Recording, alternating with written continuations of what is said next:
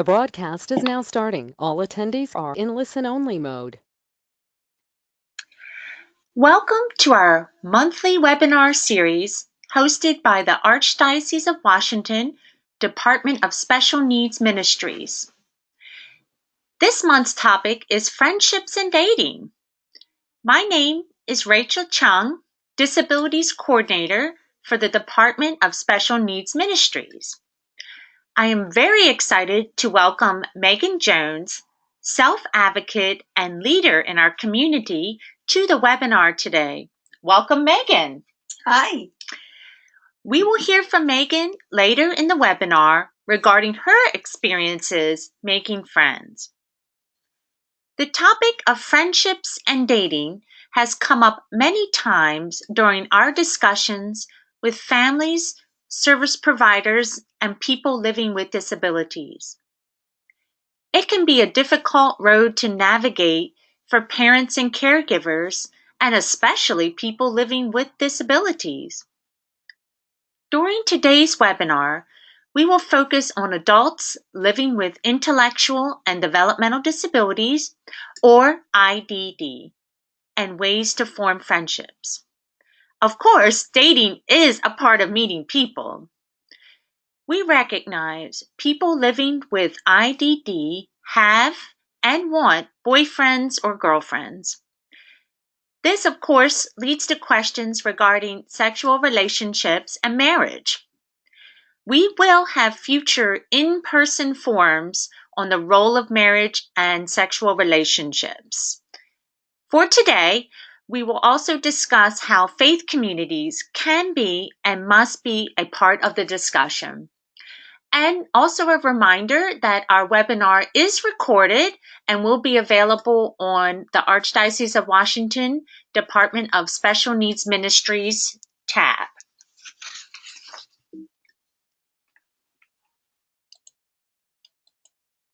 So, why is this topic important? Why do we have this topic today of friendships and dating?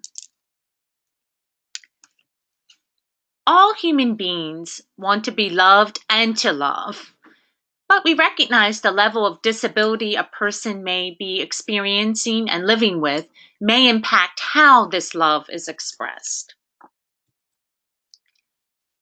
Adults living with IDD experience education in integrated settings, meaning that they go to elementary school, middle school, and high school with people with and without disabilities. And of course, as they're being educated and going through school, they're going to leave school with the same expectations of their peers. Of course, we can see that social media has really impacted our world today and how people meet and interact with one another. And people living with intellectual and developmental disabilities are well aware of social media and using Facebook and other means to communicate with one another. People living with IDD face unique challenges to forming friendships and dating. Communication skills. How does that person communicate with other people? Do they use words to communicate? Perhaps they use an assistive device. So, of course, this is going to impact how a friendship is formed. Transportation. For many people living with IDD, they may not drive. So that leads to public transportation, family, friends, or metro access. So, of course, that's really going to impact how you meet people. Unemployment or underemployment. So, we know that many people living with IDD face not having a job as adults or only working a few hours a week. So, in order to meet friends and to be able to socialize, sometimes it requires money. According to a National Public Radio report in 2018, people with IDD are sexually assaulted at a rate 7 times higher than people without disabilities.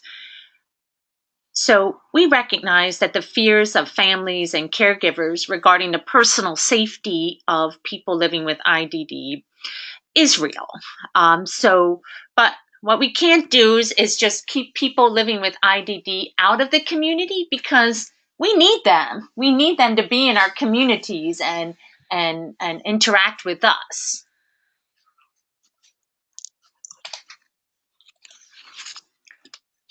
Now, when I told Megan that, do scriptures speak about love? Megan said, "Oh, really?" And I said, "Yes, yes, they do." So we look at all of our relationships through the lens of our faith, our relationships with our children, our relationships with our colleagues at work. It's what makes and forms us. So our faith has many teachings about loving our neighbors, our friends, as we love ourselves. There are many passages in scriptures that can help to guide us. Our scriptures also teach us the value of friends. This quote from Proverbs is a really ancient wisdom. A sweet friendship refreshes the soul. And this one, too, we know, we've heard many times. And over all these virtues put on love, which binds them all together in perfect unity. And of course, we have this very powerful teaching that Jesus gives us in the Gospel of according to John. My command is this: love each other as I have loved you. Now, this powerful, again, ancient wisdom from the book of Proverbs, as iron sharpens iron, so one person sharpens another. So we should be there to help one another and improve one another, just as iron sharpens iron. It's a very wise reading from Proverbs. Of course, we've learned a golden rule as soon as our parents were able to teach us: do to others as you would have them do to you. And of course, many of us are very familiar with this passage as well from 1 Corinthians describing love. So, and we hear it very often, especially at weddings and other types of celebrations we have in our faith community. But isn't it really true, all these ways to describe love, as St. Paul does in 1 Corinthians? So these are teachings that we can also give our loved ones living with IDD. Jesus and our scriptures speak about love in many beautiful ways. So what are the challenges, though? We see here a beautiful image here from St. Rose of Lima Parish, from a Christmas celebration, as you might have guessed. And in here, it seems like the issue of disability is just melted away. But we do know that there are challenges. As we mentioned before, education with peers does happen. People go to school with people without disabilities, but what happens sometimes is that the typical life stages of adulthood, such as going to college, starting a career, and other social gathering type of settings that change, sometimes the people we support living with intellectual disabilities don't have those same opportunities. During one recent gathering on dating and relationships that I attended, a parent commented that her son living with autism had many friends in high school. He did very well meeting different people with and without disabilities. But when high school was completed, all his friends went away to college or other career paths. Her son was suddenly all alone, and it was very challenging for him to start to connect with other people. We also know that there are issues regarding meeting other people related to someone's specific disability. So, for example, someone living with autism, it will be challenging for them to have social interactions.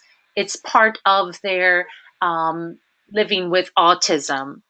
How about someone who lives with cerebral palsy? And they might experience actually challenges with speech being understood. Interpreting social cues. So, my experience in my career has mainly been with helping adults to get jobs and keep jobs. And unfortunately, the most difficult part of the person maintaining their job was actually interpreting social cues. And often this is what happened to them and why they were let go from certain places of employment. They just didn't understand what they were supposed to do in certain social situations. And again, we mentioned about transportation.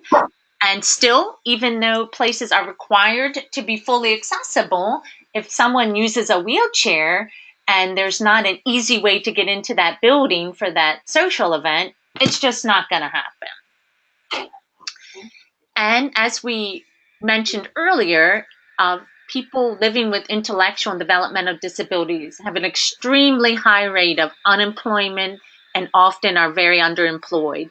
So again, meeting friends and dating, you need some money for that. So it can be a challenge. Also, as people get older and move further into their adulthood, the circle of support starts to become more and more limited to just paid people to be in their life. So a person living with IDD, if they're surrounded by paid staff, that's not friends. So who pays their friends to be with them? So these are just some of the challenges that a person can encounter in this, forming friendships and, of course, dating. So, what are the perceived barriers? Some people still believe that people with intellectual and developmental disabilities do not experience human sexuality.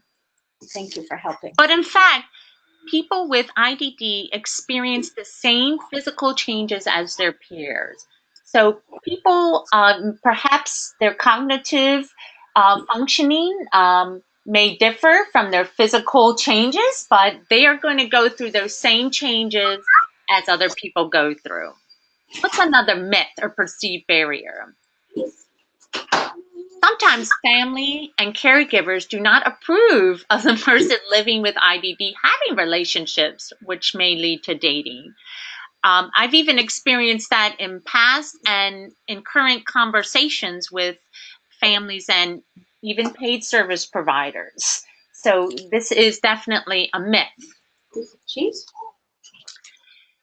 But on the same side, we have our viewpoint, and people with IDD may see the relationship differently than we do. Early in my career, I worked with a young woman who lived with Down syndrome. She recently finished school and started working in a daycare center. She mentioned during a meeting with myself and her parents and other service providers that she wanted to get married. I thought the father was going to just drop right there on the floor with a heart attack when she said that. And I think that really took him aback. But we had to take a moment and really listen to her. What did you mean by you want to get married? And as we spoke to her, what she meant with being married is that she actually wanted to spend more time with her boyfriend. She thought marriage meant spending more time with the person you love, which is true. But she did not want to leave her family home. She did not want to live with this person. She, in fact, wanted to spend more time with him. So I do not work with this person anymore. So perhaps her understanding of marriage has evolved and changed. But I think it was an important point there that I realized that when people we support living with IDD talk about their relationships, we really have to watch our reactions and stop and listen to them to understand where they're coming from. It's another myth. Now, again, in past conversations and including today, people, service providers, and family members believe not talking about it will keep the person living with IDD safe. But the reality is, people with IDD need to understand to the best of their ability appropriate language and strategies to be safe. Not talking about it does not keep people safe. Some people want to protect their loved one, of course, living with IDD, they might get hurt emotionally or physically if they go out there to make friends and to date. But we know that when we think about our own lives and times that we were hurt, we take those experiences and we learn from them. Part of that dignity of risk. Of course, we want to keep the person living with IDD safe, but we have to allow a little opportunities for them to experience what it is to love and lost. Many a times I've been there as a professional and a friend as someone has experienced a breakup, and listening, the same thing as we would do with any one of our friends, is the most valuable thing we can give.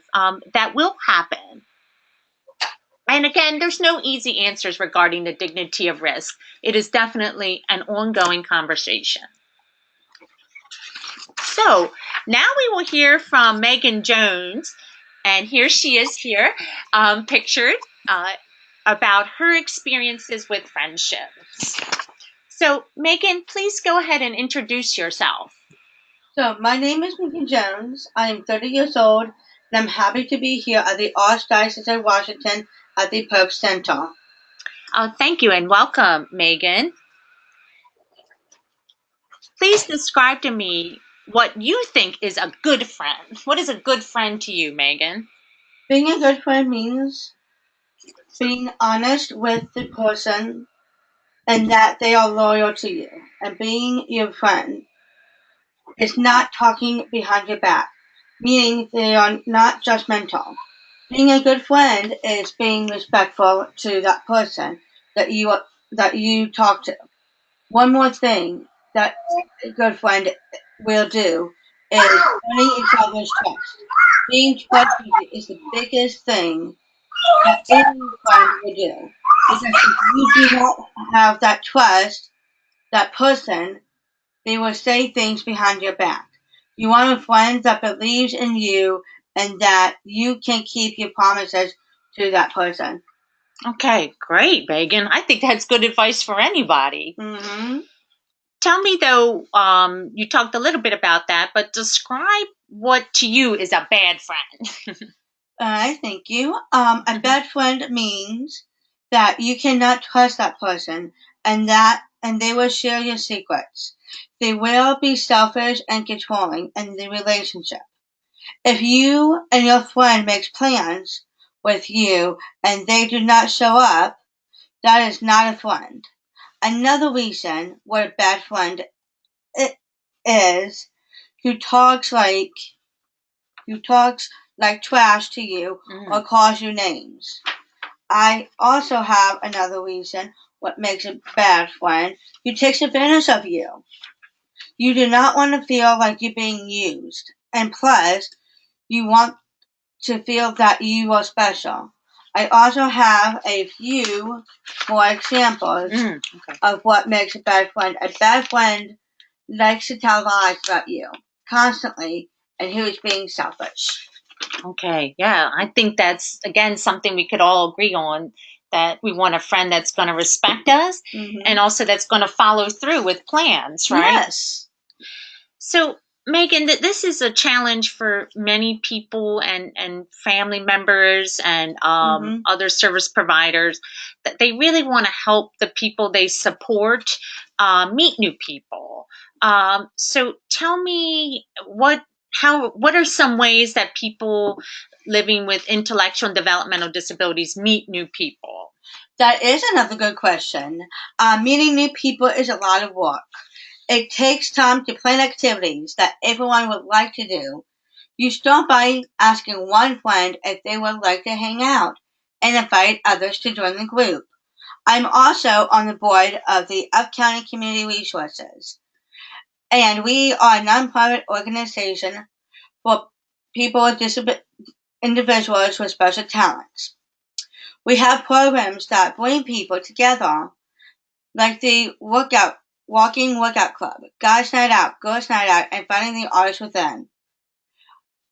UCR also organizes special events when a group gets together to see a play at a local high school or community theater.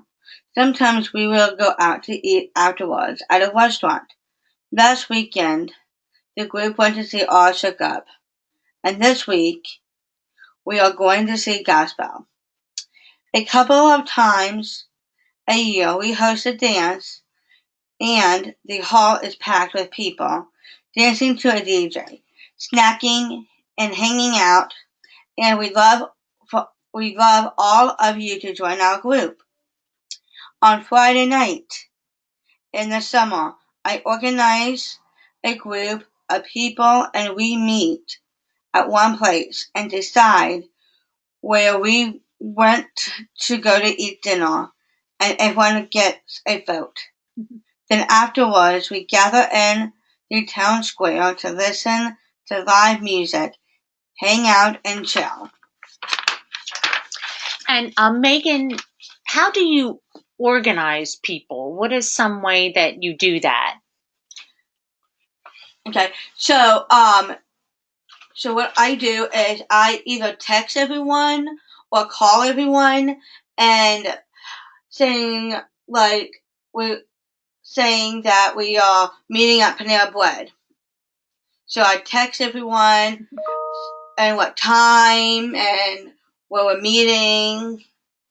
Okay, perfect. So Megan is able to use all of those things like social media and texting to actually invite people in a personal way, just to gather and hang out. Again, a very natural thing for young people and young adults to do. And sometimes people stay for an hour if that's enough for them. And sometimes people stay longer and continue to hang out. That's right, Rachel. Okay, very good. All right, so now here's a very interesting question. What advice would you give to a person perhaps living with IDD who is interested in dating? My best advice to everyone is to take things really slow and get to know them first.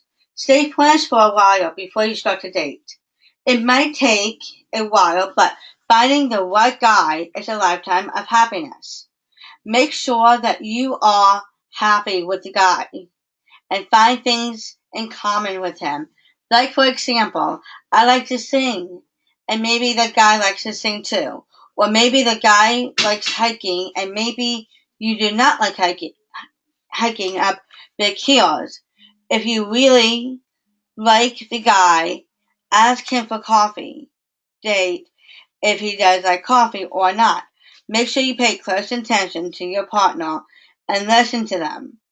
It is so important to be honest with them. I know I did when I started to date. Yeah, I think that's great advice, Megan. Now, how about our parents, or because in some cases it might be a grandparent or other family member whose son or daughter is interested in dating? What advice would you give to that family member? All right, that's another good question also as well.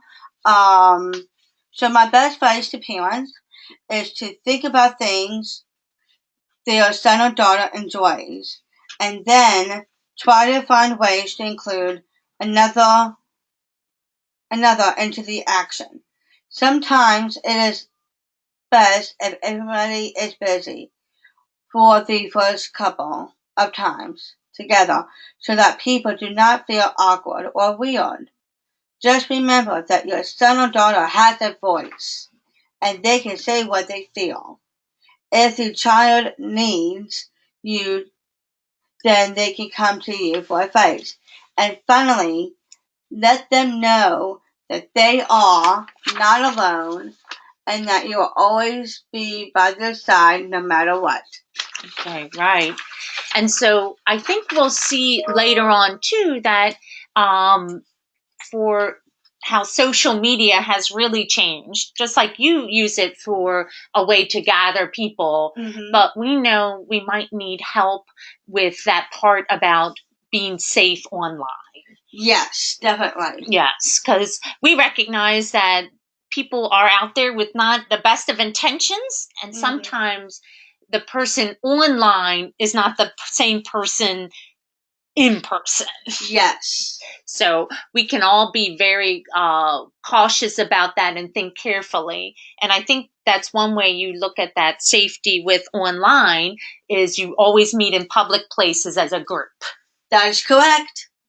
Okay, excellent. So that's definitely something I know many of our parents and caregivers are aware of, that we do have to think about more and more our young people, young adults on social media, Facebook and other ones, and that we're just helping them to see situations that might not be safe. That's correct. All right. Well, thank you so much, Megan. Thank you. So Megan kind of mentioned this as well, is how do we move from a friend to dating? And I know it's not very easy to see this graphic here on our presentation today, but there is a link to the website in our resource page. This chart was created by Jonathan Rhodes, who works with individuals living with autism, mostly men, and also works with them in small groups on dating and relationships. This chart is a way that he helps to guide people step by step and not just jumping all the way to the dating scene right away, just as Megan mentioned. He talked with them about first, what are your interests and hobbies? Of course, decide ahead of time with a trusted adult about your own personal boundaries. And who are those people that might share those interests? Where do they meet? Then, kind of leading back to what Megan said, meet each other on a regular basis first. Try it in a group a couple of times. Definitely. Then you can decide, do we share similar interests? Or we want to continue to talk? Maybe we want to date. And then they can decide if they want to continue the relationship or not. I know one of the challenges is, Megan, sometimes, again, when people meet someone for the first time, they might automatically say, well, now he's my boyfriend and now she's my girlfriend. And that can be a challenge with this because sometimes people can't always understand the social part, right? When you meet someone for the first time, it's not automatically a boyfriend or a girlfriend. No. I learned that the hard way. Yes. So, but that's when we can be around the person as family and caregivers, still listening to them. Like you said, Megan, you have a voice in that, but helping to guide them through those social cues and that interpretation of how people interact with one another. Now, I did want to talk also about people that we support that have higher support needs. Depending on the level of need, the person will still need the same information regarding personal safety. So if the person might be very independent in terms of working and taking public transportation versus someone that might need more assistance in terms of their personal care, they still need to be taught to the best of their ability how to stay safe. Again, even though a person may have very significant disabilities, with probably some exceptions, they'll still experience the same physical changes as a typical adolescent. So their body will still, in almost all cases, continue to grow. So what does friendship mean to someone with more significant disabilities? It might mean some changes and adaptations in our mind, what that means. But that person still wants to connect with other human beings. It is what we want to do as people. How will that person's circle of support be different? So that person with more significant needs might have a different circle around them, but we still need to create that circle of people that are not paid to be there. It could be church members, it could be other relatives. We still continue to need to build that circle of support. And of course, we should always mention in our discussions of friendship and dating, as service providers, family members, we should know the signs of possible abuse. Like perhaps that person is scared when a certain other individual comes around them, maybe unexplained bruising, or other types of signs of possible abuse. We'll have to be more alert to those signs with someone who might not have the ability to communicate with words. Now, pictured here is William, and he is a member of our Hispanic Community Resources family. William is a great friend, as you can see. He currently lives with his family, and perhaps I believe this would continue throughout his life. William does need help in many areas, but through this church-based ministry of Hispanic Community Resources, he was able to expand his circle outside his family members. Friendship may look different for him, but he still is able to meet someone, and they do consider each other friends. And you can see here in our picture of William as he's holding up this chalkboard, when we asked him, what does advocacy mean to him? He said, oportunidad, or opportunity. So again, that's one way our faith communities can help, is to create those opportunities. And he was able to meet a very good friend through that. So that leads us perfectly into our next part here. How can the faith community help people to, again, we're talking adults mainly today in today's webinar, connect with other people? Like we just mentioned with William, we can create those opportunities for people to meet. Now, we can also provide forums for teens, youth, adults living with IDD to ask questions and receive information. We know that we can help to provide that safe space for them.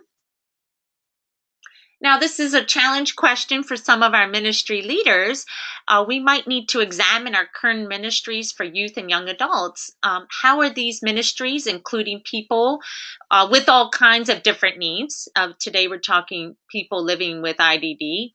How can those current activities of the ministries be more inclusive? It's a challenge for all of us as ministry leaders and volunteers. And again, this is very early on in our scriptures, where all human beings are created in the image of God. So as we bring that to the people we love living with IDD, that really helps to shape and form how we support them. One of the things we'd like to continue to explore too, as the Department of Special Needs Ministries, is how the faith community can be a network for adults to find employment. So when you think about to yourself, as you moved into adulthood, how did you meet new people? How did you expand your friendships and other contacts? More than likely, it was through employment.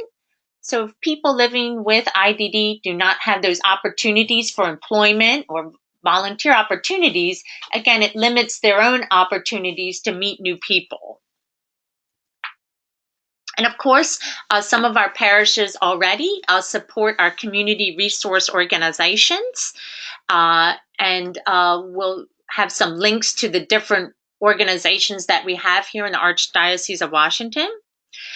And as I mentioned earlier, one of the parents I consulted here as we were preparing this webinar mentioned how important it was to help people plan those social events. Like Megan is very good at that. She helps to set the scene for people to meet one another. That's correct. Right? It's not going to maybe necessarily happen on its own. We have to kind of create those opportunities. So she mentioned that as a parent, that's one way to help your loved one, is really being involved in that planning and setting up piece, and encourage them as much as possible to follow up. Just like Megan said, if you're going to meet up with someone, then you do it, not just talk about it. So again, some of you on this webinar may already be aware of our community resources supported here at the Archdiocese of Washington. And we currently have 6 of these community resources organizations, and they serve different groups of people. As we mentioned, we have Comunidad de Recursos Hispanos, and that supports our Hispanic community. We also have Prince George's Community Resources for Prince George's counties. Up County Community Resources in Upper Montgomery, and Megan is a board member there. Southern Maryland Community Resources, which supports Calvert and St. Mary's County, and perhaps expanding to Charles County in the future. Brookland for DC neighborhood, and of course, PCR, Potomac Community Resources. So again, this is just one way our faith communities can help create those opportunities for people to meet. And these organizations support older teens and adults for those social opportunities. And as we mentioned, this page here, Resources for Friendships and Dating, is available as a handout on this webinar. The top resource is the full report from National Public Radio. I would also recommend that you maybe listen to that first. Some of the stories there are very challenging to hear and read. Because it does talk about sexual abuse of adults living with IDD. Very challenging, but it does give very valuable information on ways to keep individuals safe. The next resource is actually a manual created by a person who has come here to our Maryland area several times, and she comes out of the University of Minnesota, Dr. Angela Amato. Excellent resource here on ways that we can help people with significant disabilities connect to friends. Again, that ways for people to meet people not paid to be in their life. It's a very excellent manual and guide. I really recommend that. The third resource down is Jonathan Rhodes. As we mentioned, he has a informational nat on friendships and dating. And the fourth resource down, as you might see, is Faith Alive Resources. And this is a book entitled Caring Relationships. And this is not from the Catholic Christian tradition, but this is a Christian interfaith resource book that is one of the few resources I've seen on relationships with adults living with intellectual disabilities. So it might be something you might just want to review and look out for. And of course, the final resource here is a link on our Archdiocese of Washington website to all the community resources, so you can learn about those and see if there's something near your area.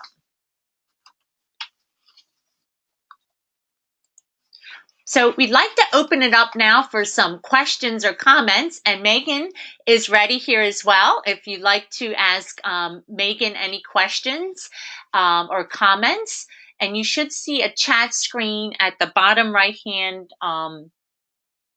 side of your screen. So feel free to type again any comments or messages, and Megan and I are both ready here as well to take your comments and questions. So Megan, I have a question for you. So what do you see is the biggest challenge for people in order to form friendships and for dating? So the biggest challenge is to let the person know, let the person know what you're feeling. Mm-hmm. All right. The next one I'm going to just mention briefly on this. You want to make sure that you have a space between having a partner, and you want to have that relationship with a partner. Mm-hmm. They want to be able to communicate together and not just with the parents. Okay, good. So they need some You time. guys can get some advice, but the common denominator is for them to work things out together as the relationship grows. Okay. Oh, we have a question. Okay. We have a question. All right. So, what advice might you, this is for Megan, what advice might you have for parents who would like to help guide their young adult to learn more about healthy relationships? So on healthy relationships is one more time. Sure. What advice might you have for parents? This is for parents, caregivers, right? Mhm. Who would like to help guide their young adults. So they would like to help them learn more about what a healthy relationship is. So, All right. So I thank you, Rachel, for repeating my question. I just couldn't see the screen. yes, I'm sorry. With the guide, a healthy relationship is communicating with your son or daughter on making those decisions together. Is like if you want to take your son or daughter, for example, I was in a relationship with someone and we've been fighting a lot, Mm-hmm.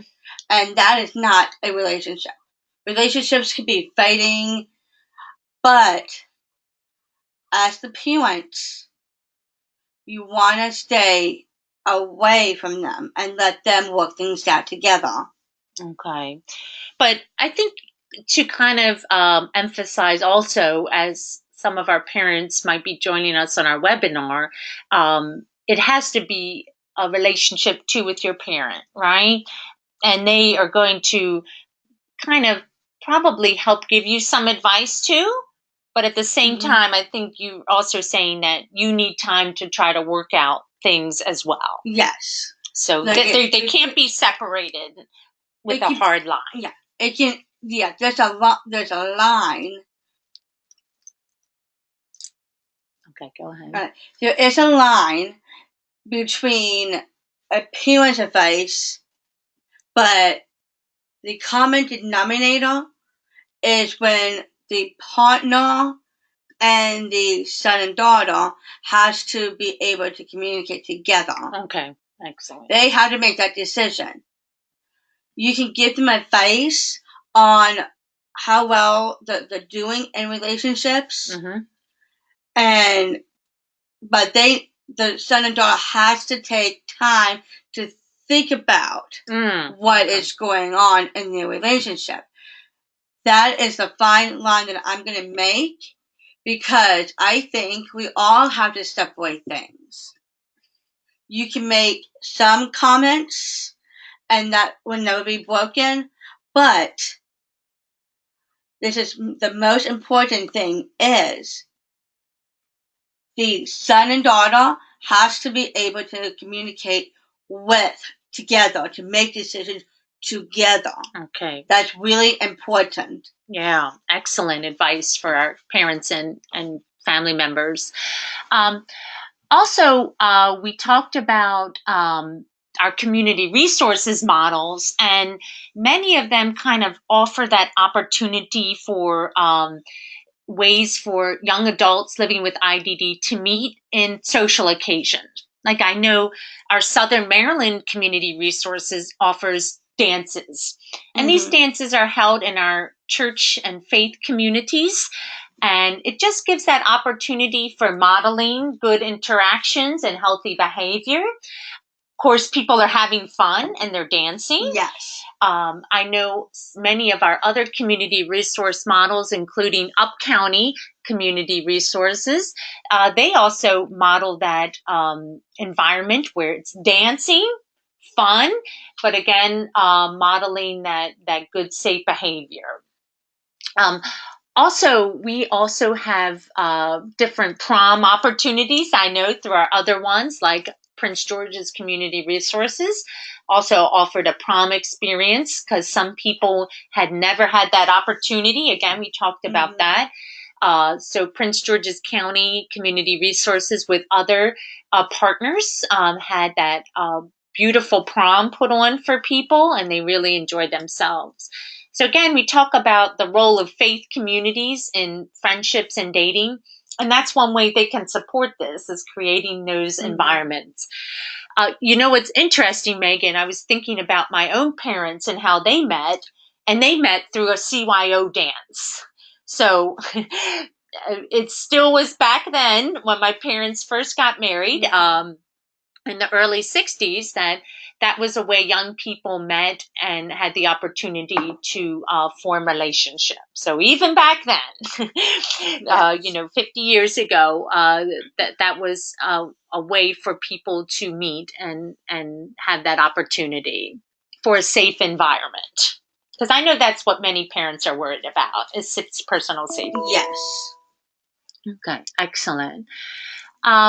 We're trying to see if there's any more questions. Again, Megan's ready as well for some questions. But as people are thinking, we'd like to share some more information with you on some of our upcoming events. And please feel free to continue to put questions in to our chat box. Next month's webinar in April, which will take place on April 11th, again, lunchtime, 12 to 1, we will be discussing grief, loss, and the promise of new life. So please join us again on these webinars. We really want to hear from you as well. People with IDD experience many losses in their life, just as we all do. Loss of their parents, sometimes brothers or sisters and friends, and some people that have support staff even, they've experienced that where the person passes away. But very often they're not included in our own mourning rituals on how we grieve. So please join us in a discussion on how we can accompany people living with IDD as they grieve and mourn, and perhaps even we will learn something on how we can fully express our belief in the promise of new life. I know, Megan, I've learned many things about how to mourn someone from the people I've supported over the years. And also, please, all are welcome, and please help us to spread the word. This flyer, along with our April webinar, is available as a handout here. April 6th, our Department of Special Needs Ministries will be hosting a day of reflection. All are welcome. Persons who are deaf, persons living with IDD, family members, caregivers, service providers. We want to offer this opportunity for people to get spiritual strength and physical rest. We'll have talks in sign language, American Sign Language. Spanish translation will be available. Childcare will be available. So we're trying to make sure everyone can have the opportunity to join this day of reflection. So please contact us if you need more information or details. And again, we would really welcome you all to this day. April 6th, being held at St. Camilla's Catholic Church in Silver Spring, Maryland. And again, if anyone can help us spread the word too, confessions will be available during this day of reflection. And this will be the only time that confessions will be available in American Sign Language for our deaf community during this Lenten season. So we really want to make sure our deaf community has the opportunity for confession during this Lent. So I do not see, Megan, any more questions, but we welcome if you think of some questions or comments later, we'd be glad to get back to you on this important topic, right, Megan? Yes. Yeah. And again, we know that part of dating, of course, is that next question about marriage. So we recognize that, and we will like to have forums in the future, but we will have those forums in person in our parishes to continue this discussion. Today is definitely an introduction into that. So please don't hesitate to email me here, and feel free to follow us on Facebook and Twitter. And again, here's our website link on our Archdiocese of Washington. So again, we will close today's webinar.